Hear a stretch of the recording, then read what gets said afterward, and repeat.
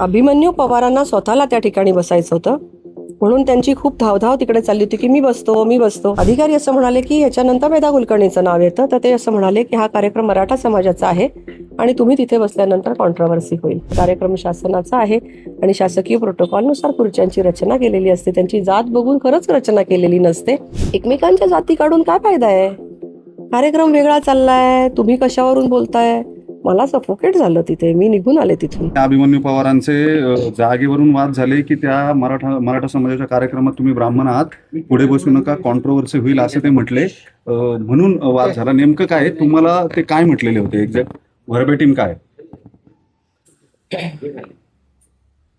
सर्वप्रथम मी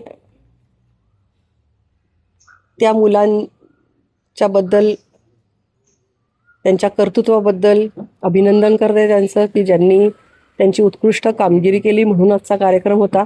मी माननीय देवेंद्रजींचं पण अभिनंदन करते की त्यांनी सारथी संस्थेच्या माध्यमातून अशा होतकरू विद्यार्थ्यांना पाठिंबा देण्यासाठी एक भक्कम अशी यंत्रणा तयार केलेली आहे आणि म्हणूनच खूप अभिमानास्पद अशी कामगिरी असल्यामुळे तिथे खूप अतिशय चांगल्या मनस्थितीमध्ये मी त्या कार्यक्रमाला गेले होते. कार्यक्रमामध्ये पहिल्या रांगेमध्ये काही रिकाम्या खुर्च्या होत्या, कारण अर्थातच अधिवेशन चालू आहे, त्यामुळे माधुरीताई असतील किंवा अन्य मंत्री महोदय असतील तर ते आलेले नव्हते, त्यामुळे खुर्च्या रिकाम्या होत्या. अधिकारी असं म्हणत होते की जर का ह्या खुर्च्या रिकाम्या असतील तर मेधा कुलकर्णींचा प्रोटोकॉल त्याच्यानंतर इमिजिएट आहे, कारण खासदार तिथे कोणीच नव्हतं आणि शिवाय माझ्याकडे एक कमिटीचं अध्यक्षपद आहे आणि म्हणून ते मला म्हणत होते की आपण इथे बसा.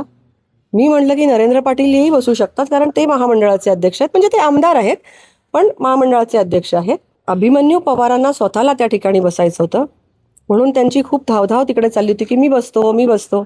अधिकारी असं म्हणाले की ह्याच्यानंतर मेधा कुलकर्णीचं नाव येतं, तर ते असं म्हणाले की हा कार्यक्रम मराठा समाजाचा आहे आणि तुम्ही तिथे बसल्यानंतर कॉन्ट्रोवर्सी होईल.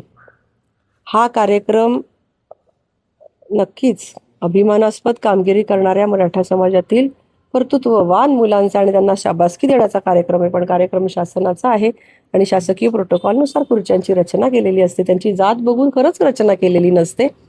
आणि दुसरं म्हणजे मी कुठंही आजपर्यंत माझी कारकीर्द बघा, मी कुठल्याही कार्यक्रमात गेले तरी लोकांना आवाहन करते की आपण हिंदू म्हणून जगलं पाहिजे. जातीचा विषय आला कुठे?